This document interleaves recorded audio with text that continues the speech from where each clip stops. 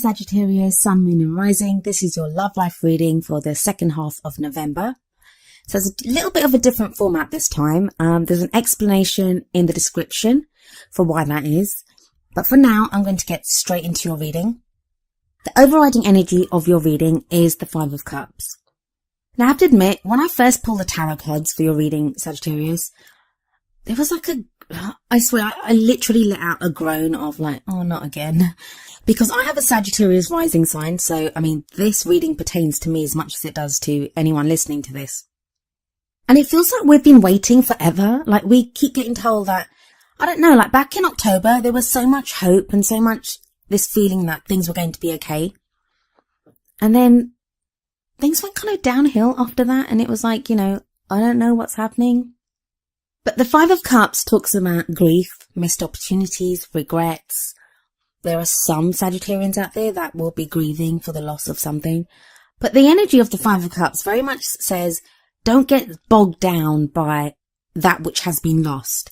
So I think quite a few Sagittarians have been hurt so badly by someone in their past, someone that left them, or, just the loss of a relationship, or just the way they've been treated in a relationship. Even for those of you that are in relationships right now, maybe the way you've been treated by your partner, it's left you feeling so hurt and so dejected, like this guy, kind of bent over the bar, that you may not be seeing that there is still hope there. What this guy doesn't seem to see is that the barmaid, she's bringing over 2 cups, but he doesn't even look up. He doesn't see them.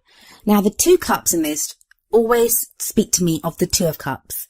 And the Two of Cups is that kind of soulmate relationship, karmic relationship. It's that beautiful, loving, supportive relationship. So it's like that is there for us. That maybe the pain and the heartache and the loss and the regrets, or whatever Sagittarius has had to go through, that was to lead you to the Two of Cups. So the overriding energy is to say, don't get stuck. Don't get stuck in this Five of Cups energy. And don't lose hope. I know it's taking forever, but don't lose hope. And I mean, this theme is continued in the first card, which is what is at the heart of your love life for the second half of November. And that's the Four of Cups. The Four of Cups talks about being stuck, and it's very much a very similar message to the Five of Cups. This is feeling stuck, but this is not so much. Whereas the guy in the first card in the Five of Cups, he's dejected and he's given up all hope and he's very sad and very upset about everything that's happened. The guy in the Four of Cups, he's kind of laid back, and it looks like, he's got his sleeves rolled up and he's got 3 cups in front of him, and he seems to be ruminating over a problem. So you've not entirely given up, Sagittarius. A lot of you have not entirely given up. There's still this hope there. You just can't figure out, though, how to solve this. How do you get the love life that you want? And there's this kind of need and desire for that love life, but you just feel like, I don't know what to do about this. And that's whether you're single or in a relationship. Now, again, with this, it's those 3 cups. So very much like the Five of Cups, in the Four of Cups, we have a man looking at 3 cups, but rather than being dejected like the man is in the Five of Cups, this guy seems to be more contemplative. He seems to be lost in thought, trying to figure out, puzzle through a problem. Now, some Sagittarians may find themselves in a love triangle, and I don't always get that message. I do not always get that message with the 3s, but because there are 3 cups twice, it feels like some of you are dealing with a love triangle, but if you are, I don't think it would be something that you're aware of. So if you're not aware of a love triangle, please don't think that you're in a love triangle, or that your partner or person that you're interested in is cheating on you, because that's not what I'm saying. I'm saying the way the 3 cups have come up in both cards, and one guy's dejected, the other one's kind of thinking about it, you would already be aware of this. It won't be news to you if that is the case. For those of you that does not resonate with and that doesn't apply to, please try to understand that it may just be that you're feeling stuck. As a single person, you may not know how to start dating. As a person in a relationship, you may not know how to regain the love in your relationship or to reconnect with your partner. Now, just as in the Five of Cups, we have the Two of Cups being offered to the person and he doesn't see them. In the Four of Cups, there is one cup, like the Ace of Cups being offered. And the Ace of Cups talks about new love, new beginnings, reconciliations, reconnection. It's all about new love and a new kind of breath of life being breathed into your love life. Emotional growth, happiness, your cup spilling over with love. And this guy doesn't see that. He's so lost and caught up in the problems which the 3 cups represent. He doesn't notice that even though he's taken books down from the shelf, I'm assuming, to kind of figure out the problem, there is one cup still on the shelf, and that cup does represent the Ace of Cups. The energy that you're coming into this half of the month with is the Fool. And the Fool talks about new beginnings, a new journey being started, and it is a major arcana card, so that's a major new chapter beginning in your life. And I think that's what's got a lot of Sagittarians feeling stuck. The 5 of Cups seems to be like a hangover from whatever previous relationship or love situation or connection with a loved one that you had. And the 4 of Cups is very much about still feeling stuck. And I think you're feeling stuck now because the energy of the Fool that was there, that has recently been around you, it makes us feel kind of like the promise of, ooh, yeah, something new's about to begin. But then nothing kind of delivers on that. And you're thinking, well, hang on a second. What was all that hype about? Why did I felt like something was about to happen here. And this could be when you might have met someone and the initial meeting held so much promise that now nothing seems to come of it. So that can be why you have like the 4 and 5 of Cups at the beginning. And even though there is this great kind of Fool energy in the past that, you know, would have kind of propelled you along and given you the promise of a new love life. But the present energy is the Wheel of Fortune. Now, it's interesting that you get this. Scorpio just got this as well in their reading. And Scorpio actually got the Serendipity card, which you have in the Oracle cards as well. So it feels like kind of fate is stepping in. And it's interesting that both spreads had the 2 cards that kind of echo each other. And before you guys ask, I know I said I just did that reading. I do clear the cards and shuffle them really well so that the energies are cleared and that none of the same kinds of cards are less likely to come up. So they're not just there and the readings are tainted by the one I did before. So the Wheel of Fortune in your present, what that tells me is that this is a time of change. You're actually in the middle of that change right now. And the Wheel of Fortune can be when fate steps in. So as much as we create our own futures, I mean, our futures are not written in stone. We're always creating them. But there are times when spirit or the fates or whatever you call them, they do step in and they guide us to where we need to be. Things seem to have started off slowly, like from the Fool, but they will start to speed up now. There is going to be a change of energies around you. And what that's leading to is the 5 of Swords in the future. Now that can be a difficult energy. That can be a difficult energy, and it feels like there's going to be, it feels like conflict. The 5 of Swords can often indicate having to fight for something, having to fight for what we need, what we want.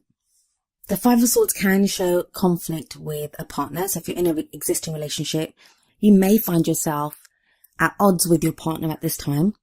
And usually I would say the warning that I give with the 5 of Swords is pick your battles wisely. That's what the advice I always give with the 5 of Swords, that pick your battles wisely, because even though it doesn't show that you won't be victorious, I mean, the victory may be yours, but sometimes the victory can be empty because it costs you so much, in energy or emotion or psychologically or whatever way, but it may cost you more than you gain from it. However, in this case, I don't get that because we have the 9 of Wands coming up, as where you're headed, as the energy that you'll take into December. And 9 of Wands says, don't give up. Don't give up. You're really close to the end. I mean, look at this guy. He's battered and he seems to be on the lookout. And it seems like he's been doing his job forever and he's tired and he wants to just leave. And that may be that he's been through the energy of the 5 of Swords. So he's been through that conflict. But the 9 of Wands says, you're so close to the end. 10s are all about completion. So 9 is just before that. You're just about to get to where you need to be. Don't give up just yet. Just don't give up. Now, that's not to say be reckless or stay with someone that you don't want to stay with. I think it has more to do with the hope. Because the first two cards, the Five of Cups and the Four of Cups, they speak of hope.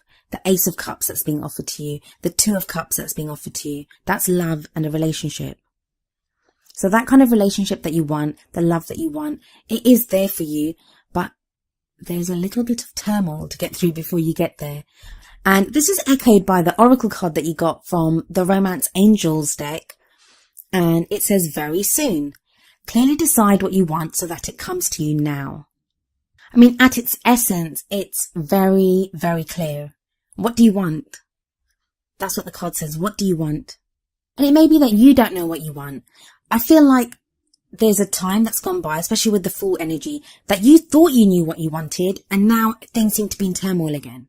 Maybe with the Wheel of Fortune card right now, you've seen a different side of someone if you're in a relationship, or if you're interested in someone, or you're unsure of yourself. You're unsure if you want that kind of relationship. So get very clear on what it is that you want. Because the promise of this card is that it is there for you very soon. And that's what the Nine of Wands says as well. That you're almost there.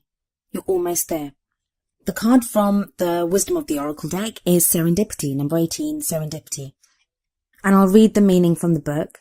The essential meanings are opportunity allied with readiness, the awareness of synchronicity, luck and good fortune appearing as signs and symbols, a magical alignment of events. Relationship message. Spirit has a plan, and that plan is to place you in front of the right person at the right time. You have met or are about to meet someone vitally important to your journey. Someone Spirit wants to bring into your life. Only divine forces can plan this meeting. It is out of your hands. Pay attention to the signs Spirit presents. So, I mean, this card very much echoes the promise of the Two of Cups and the Five of Cups and the Ace of Cups. That's kind of on the shelf in the Four of Cups. The love life that you want can be yours. You just have to follow the signs. What is it that you want? Have you experienced any synchronicities? Those of you that the Five of Swords is saying that you're fighting against being with someone for whatever reason. I'm not saying that if someone's bad for you to resist that. Please resist that. Don't go with that. But I mean, for some of you, it feels like you may be arguments. I see arguments, and a lot of these may be in text form. I don't know why I'm getting that, but just conflict and arguments that's being communicated back and forth, but in text form. So be careful with your words. Don't be too severe. If you really don't want to be with someone, then make a clean break. Don't get into a war of words or an argument. If, on the other hand, what you're wanting to give up on, or, the sense that you now think, I don't know if I've got the energy to do this, is if you're fighting for a love or someone that you feel might be your soulmate, or you have that kind of connection with, then please don't give up yet. Decide what it is that you want. You don't even have to focus on the other person. Focus on what it is that you want. What is it in your heart of hearts that you really want?